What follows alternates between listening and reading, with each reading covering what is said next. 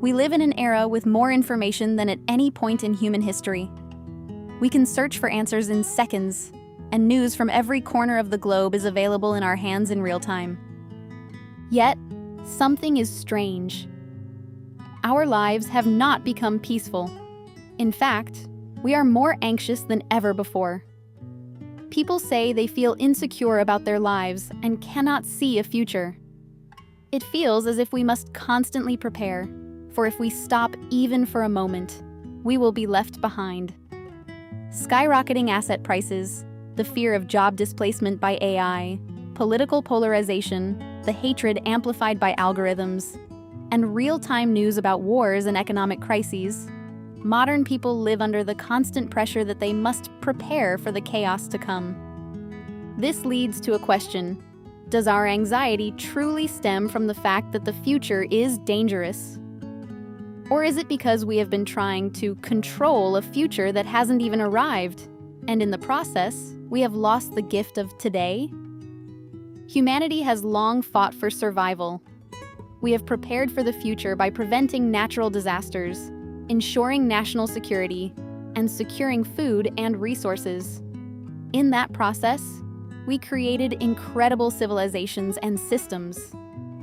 Civilization was originally meant to protect humanity and make life more stable. But at some point, something went wrong. The systems we created began to make us even more anxious. An economic system that demands endless growth. An information system that has become a channel for comparison and anger.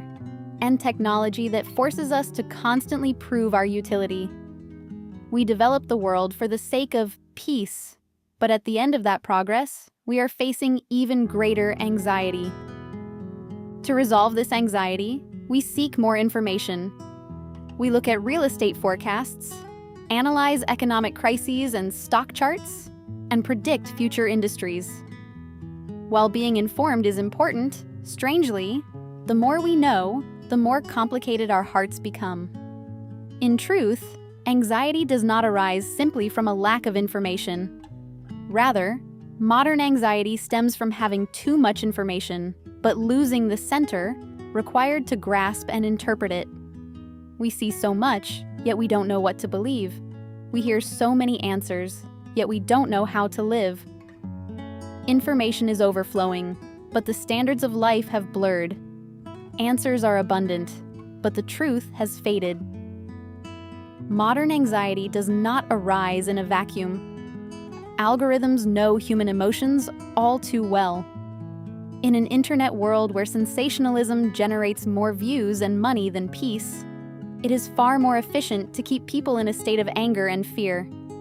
Thus, our emotions become data, and that data becomes capital to fuel even more sophisticated algorithms. We think we are judging the world, but we are merely consuming a world edited by algorithms.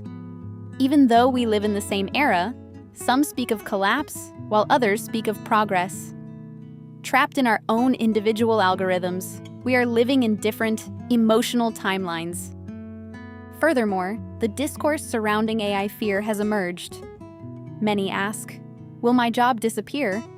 Will I be replaced? Since their livelihoods are at stake, this is an incredibly important question. But I want to pose a different one. Is the possibility of losing work to AI really the core of the problem? Perhaps the real problem lies in the fact that we have spent our lives proving our value solely through our utility. Industrial society has constantly pressured us. Prove your worth, justify your existence through your achievements. But AI is disrupting the rules of this game. AI's ability to calculate faster and predict more accurately has surpassed humanity. If that is the case, by what must we prove ourselves now? Here, anxiety deepens from a matter of employment to a matter of existence. Am I worthy of existence even if I lose my utility? The true question of the AI era is not about technology, but about human existence. We prepare for retirement, economic crises, relationship failures, and even the possibility of being hurt. Of course, appropriate preparation is wisdom. But when preparation becomes excessive, our entire life becomes a defense mechanism. We sacrifice the joy of today to prevent future calamities, and we doubt the love of the present to avoid potential failure. Before we know it, we've become people who live to prepare rather than to live well. In such a precarious life, love becomes a risk, relationships become a cost, and time becomes a resource. We are losing the sense of being alive. The Bible does not take anxiety lightly. The figures in the Bible also worried about food in the wilderness and wept in the face of death.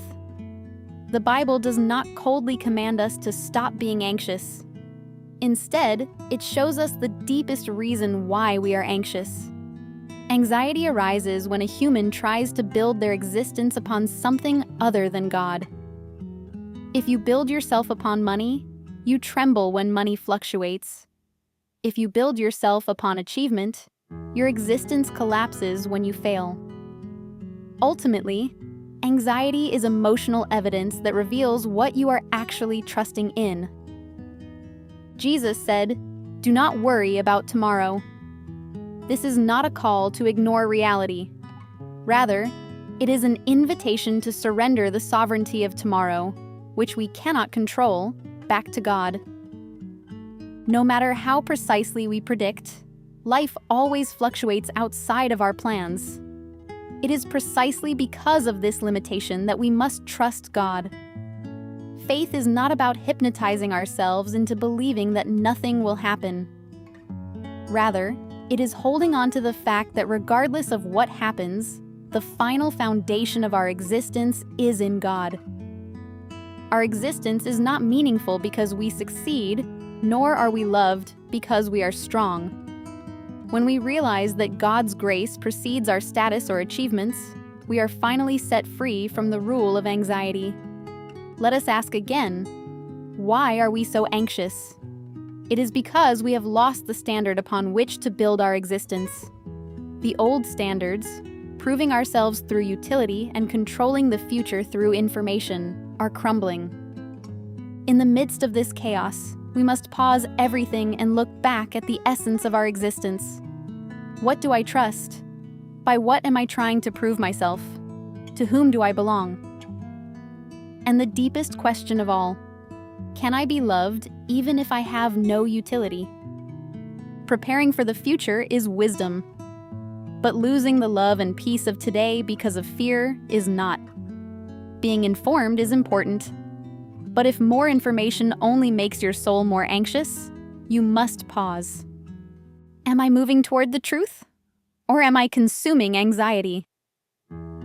I hope you will take a moment to close your eyes, face your inner self, and meditate deeply on this question. I wish for a peace that is not shaken by external circumstances to dwell within your life.